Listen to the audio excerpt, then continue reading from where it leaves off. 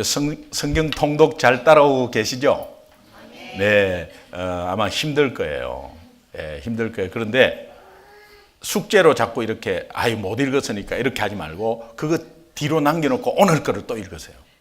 오늘 걸 잘 못 읽었잖아요. 그럼 내일 걸 또 읽으세요. 그래서 체크하셔가지고 여러분과 하나님과의 사이에 못 읽었으면 못 읽은 대로 남겨놓으세요. 그리고 그거를 나머지 읽고 또 읽겠다고 하지 말고 일단은 남겨놓으세요. 그리고 하루를 승리하겠다고 계속해서 하루하루마다 도전하세요.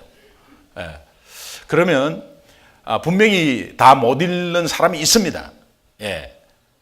아니 제법 있을 거예요. 그런데 중요한 것은 내가 성경을 읽으려고 계속 도전하고 그 읽는 가운데 하나님이 주시는 느낌이 있습니다. 이 말씀이 여기에 있구나. 내가 생전 처음으로 모르는 내용도 있었네. 이런 것들이 굉장히 이제 다가오기 시작해요. 그래서 이 성경을 읽으면서 중간중간에 숨어 있는 내용이 툭툭 여러분에게 칩니다.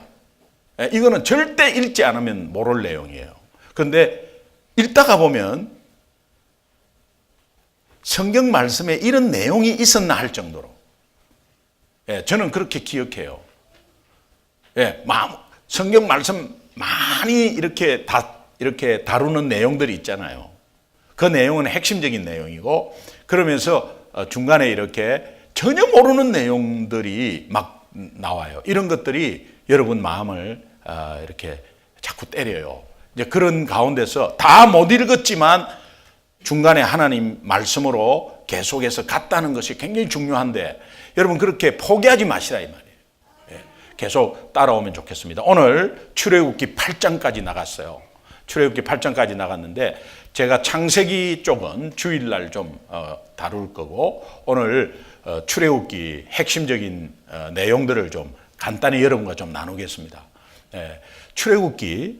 이 출애굽기는 원래 이름이 좀 어렵는데 한번 따라해 보십시오. 헬 엘레 쉐모드 좀 회 엘레 쉐모드 회 엘레 쉐모드 이게 제목입니다. 이 제목을 풀이하면 이렇습니다. 그리고 이것들이 이름들이다. 그리고 이것들이 이름들이다. 이게 출애굽기 이름입니다. 원래 제목입니다. 좀 생뚱맞죠? 따라합시다. 그리고 이것들이 이름들이다. 이게 출애굽기 원문 제목이에요. 회 하는 거 그리고 회 엘레 쉐모드 그리고 이것들이 이름들이다. 이게 출애굽기 원문 이름입니다. 근데 왜 출애굽기로 변했냐는 것을 우리가 좀 알아야 되는데 여기에서 놀랍게 출애굽기 첫 단어가 그리고라고 시작하는 단어예요. 이게 출애굽기가 시작하는 첫 단어입니다. 이것은 창세기와 출애굽기를 하나님이 연결하고 싶은 거죠. 창세기 50장이 끝났고 400년이 지나요. 그리고 출애굽기가 시작되는데 그 창세기를 이으려고 하나님이 앞에 그리고를 먼저 씁니다. 그래서 창세기와 출애굽기는 연결되었다는 것을 알려드리는 거예요. 그리고라는 첫 마디가 이제 연결고리로 시작됩니다. 후대에 여러분이 잘 아시다시피 이스라엘은 바벨론의 포로가 되어서 이제 포로 70년 생활을 하는데 그 70년 생활에 우리 자녀들이 2대 3대를 걸쳐요. 그래서 히브리어를 다 잊어버리게 됩니다. 많이 잊어버리게 돼요. 여러분 우리 한글 학교 하는데 얼마나 힘든지. 부모들이 영어를 잘하면 아이들이 한국말을 전혀 못해요. 근데 부모가 영어를 잘 못하면 아이들이 한국말을 잘해요. 그리고 할머니 할아버지가 있는 집안은 한국말을 좀 해요. 여러분 당연히 미국 사람이죠. 우리 아이들이 당연히 미국 사람이죠.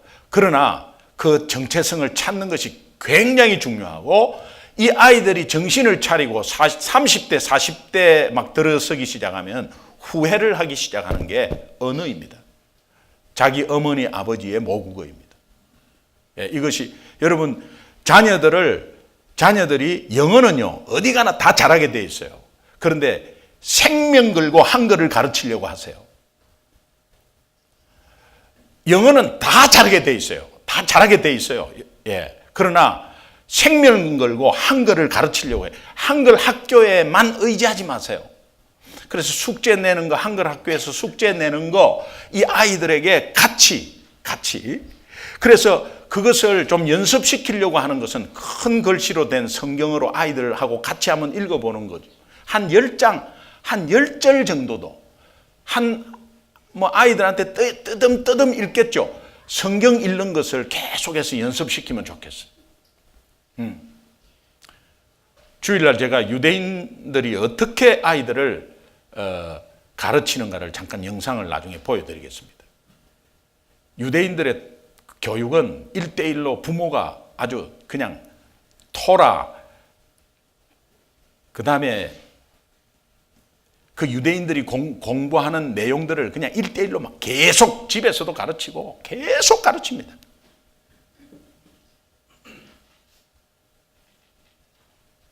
예수 믿는 우리는 나 몰래라 해버려요. 그리고 세상 가치관으로 너 공부 열심히 하고 1등하고 너 액티비티 해갖고 점수 따고 이제 이렇게 하죠.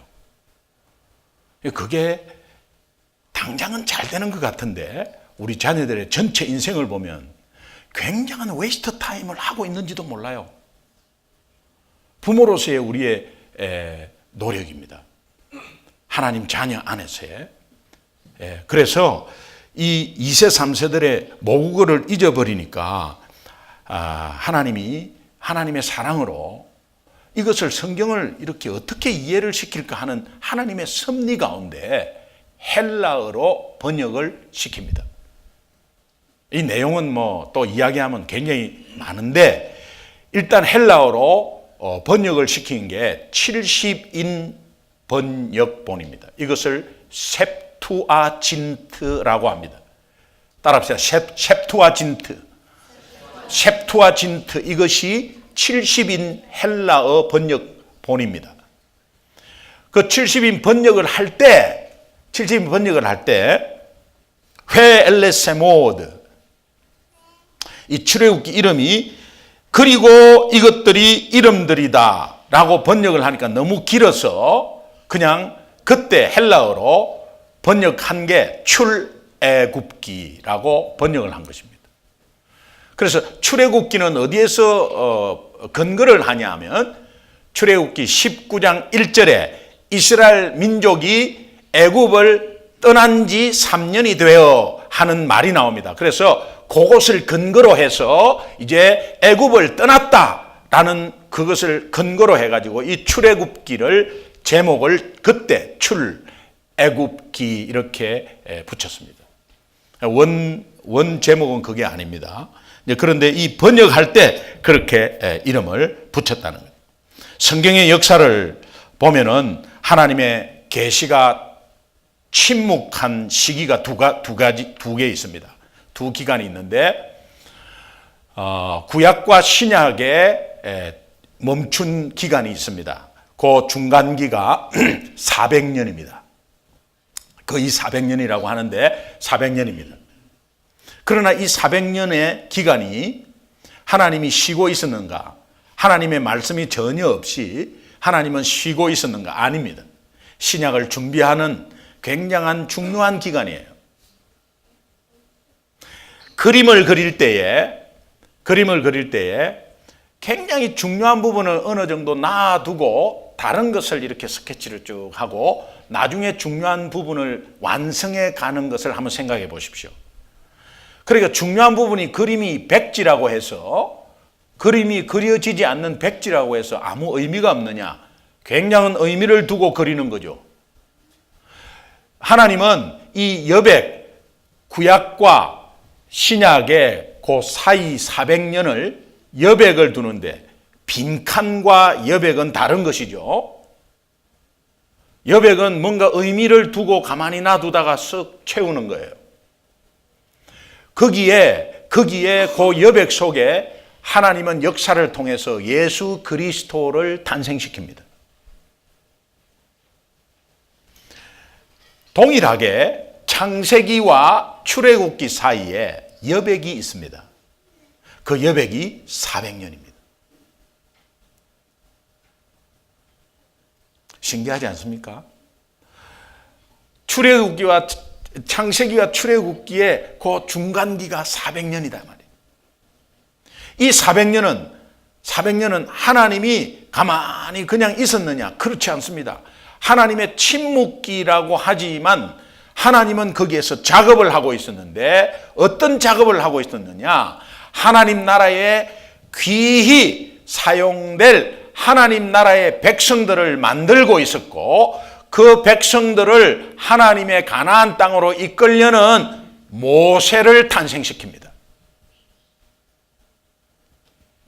하나님 나라에 엄청난 하나님 나라를 향해서 그 하나님 나라의 이 땅에서 엄청나게 퍼질 수 있는 귀한 하나님의 핵심 인물 예수님을 탄생시키듯이 창세기와 출애굽기 사이에 400년은 모세를 탄생시키는 기간에 하나님이 준비 작업을 하셨어요. 그래서 이제 모세가 준비됩니다. 출애굽기 1장 1절을 함께 읽어보겠습니다. 같이 천천히 한번 읽어보세요. 시작. 이스라엘 아들들의 이름은 출애굽기 1장 1절을 좀 보여주세요.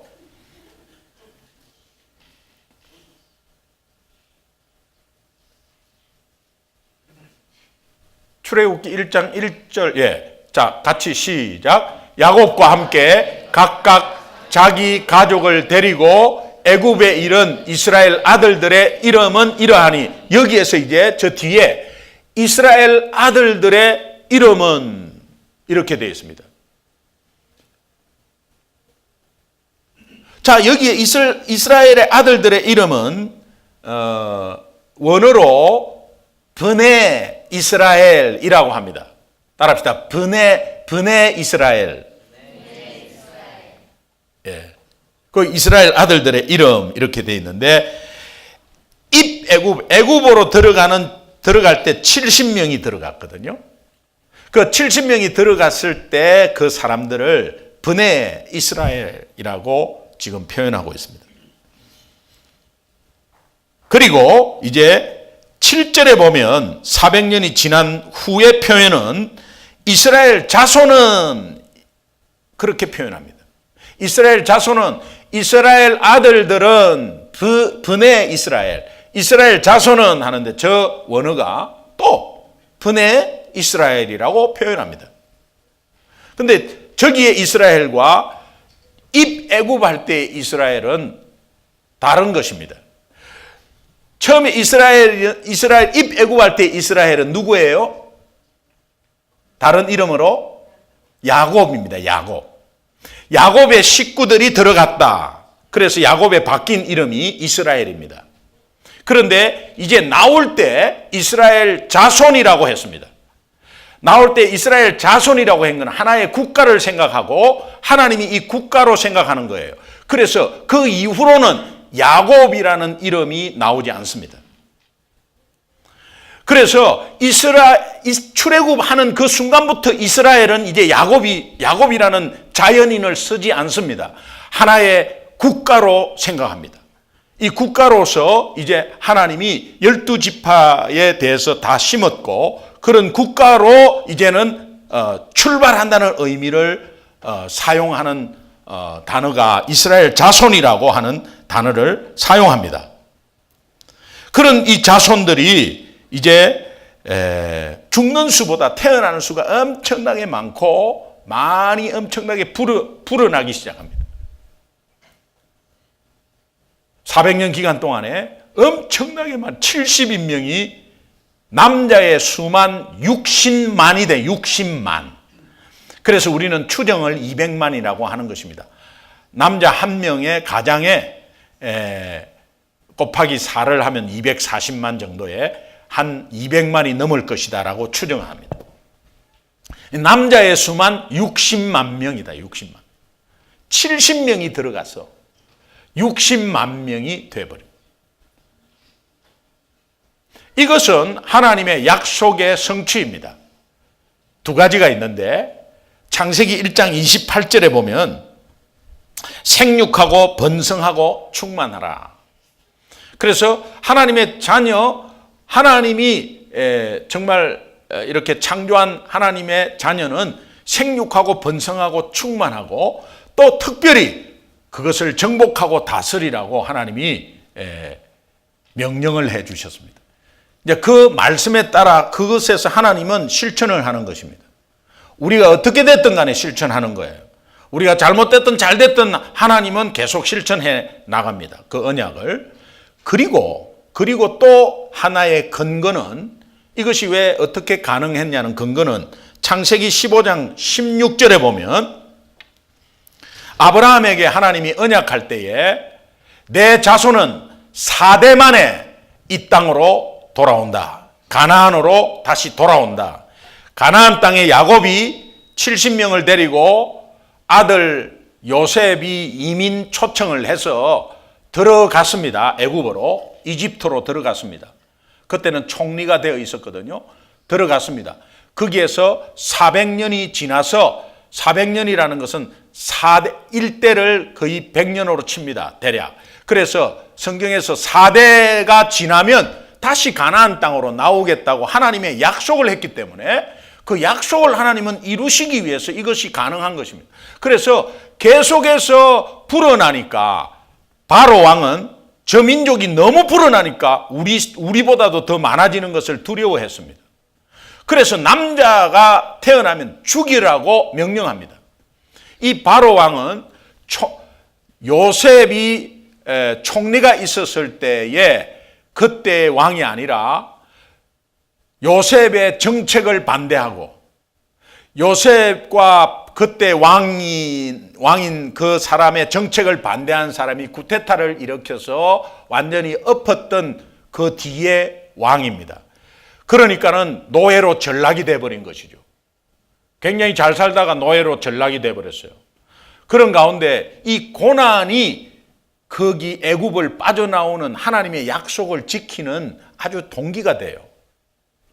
그래서 이스라엘 백성들이 거기에서 잘 살고 계속해서 잘 살았다면, 총리 바로의 왕 보호 아래서 잘 살았다면 가나안 땅으로 나올 리도 없어요. 그러나 하나님이 4대 지나면 돌아올 것이라는 이 약속 말씀은, 다시 말하면 이 약속을 지키기 위한 하나님의 섭리는 굉장히 인간을 많이 해가지고 바로 왕이 거기에 두려워하게 만들어서 핍박이 가해지고 그 핍박 고난 가운데서 떠나고 싶은 거예요. 우리는 우리 차원에서 너무 이 고난이 너무 어려워서 빨리 피하고 싶은 마음속에 그냥 떠나고 싶은 거예요. 그러나 하나님은 그것에서 떠나는 마음을 주셔서 인도하는 거예요. 오늘 여러분들의 고난이나 어려운 상황은 하나님의 섭리 가운데서 선하심으로 인도되십니다. 이것이 굉장히 중요합니다. 그래서 이제 나오게 되어서 하나님이 이 말씀을 일관되게 지키시는 것을 계속 바라봅니다. 출애굽기는 그 뒤부터 출애굽기는 이스라엘 백성들이 애굽의 압제에서 나왔다라는 것이 출애굽기의 내용이 아니에요. 출애굽기 전체 내용은 하나님이 약속한 이 약속을 하나님은 어떻게 그 민족을 통해서 지켜나가시는가를 보여주는 성경이 출애굽기예요. 그것을 여러분이 바라보면 좋겠어요. 그래서 여러분, 오늘 우리 간단히 적용하면, 여러분 오늘 우리 이 시대를 대통령 트럼프, 중국 전체를 쥐고 있는 시진핑, 그게 주인공이 아니에요. 주인공은 하나님의 자녀인 우리고, 하나님의 측면에서 우리 자녀들이 예수 안에서 커가고 있는 우리 자녀들이 주인공입니다. 하나님은 이 자녀들을 초점을 두어서 하나님의 약속을 이루어 가고 있다는 것을 우리가 캐치하셔야 돼요. 그래서 세상을 보지 않고 세상의 가치관을 보지 않고 우리가 하나님의 말씀을 아이들에게 계속해서 같이 나누고자 하는 이유가 여기에 있습니다. 다시 여러분 들으면서 실천하시기 바랍니다. 나쁘다는 게 아니에요. 사회 시스템에, 학교 시스템에 따라가야죠. 따라가되 그걸 못 따라간다고 하면 크리스찬 학교나 아니면 집에서 아이들을 홈스쿨링을 하는 사람도 있습니다. 그런데 거기에 공립학교에 따라가는 것은 어쩔 수 없어요. 그러나 여러분은 아이들에게는 계속 말씀을 주입시켜야 돼요. 말씀을 나누셔야 돼요. 왜? 이 역사의 모든 주관자는 하나님이시고 하나님이 하나님의 자녀를 중심으로 초점으로 거기에서 우리를 통해서 하나님의 약속이 이루어지는 거거든요. 그 속에 자리 잡고 있는 것이 예수 그리스도잖아요. 그러니까 오늘 권력자가 주인공이 아니에요. 시진핑이나 트럼프나 부시 대통령은 지나가는 하나의 권력자예요. 시대가 지나면 시진핑은 200년 지나면 잊어버릴 거예요. 그러나 200년 뒤에도 예수 그리스도는 성경과 함께 존재하고 있습니다. 오늘 우리가 이 땅을 떠나고 우리 자녀가 60, 70 되었을 때 과연 우리 부모로부터 내가 말씀을 받고 부모로부터 복음을 받고 부모 때문에 부모의 기도 때문에 부모의 가치관 때문에 내가 믿음의 가문을 지켰다고 고백하는 우리 자녀가 되기를 바랍니다. 네. 이게 출애굽기에 그런 굉장한 의미가 있다는 거예요.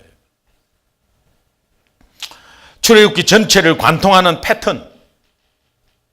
네. 패턴은 첫 번째는 고난, 그 다음에 구원, 그 다음에 하나님이 언약, 약속합니다. 그리고 하나님이 약속을 지키기 위한 임재를 합니다. 핵심은 뭐냐? 임재예요, 임재. 결과는 임재. 하나님의 임재는 하나님의 영광을 볼 수 있고 하나님의 능력을 볼 수 있는 거죠. 결국은 우리 자녀를 통해서 우리 자녀의 삶 속에 우리의 삶 속에 하나님의 영광이 나타나고 하나님의 능력이 우리 삶 가운데 계속해서 나타나는 것이 하나님이 이 출애굽기를 통해서 우리에게 말씀하고자 하는 거예요. 주님의 임재와 영광이 넘치기를 바랍니다. 네. 말씀과 함께 있을 때 그것이 가능한 거다.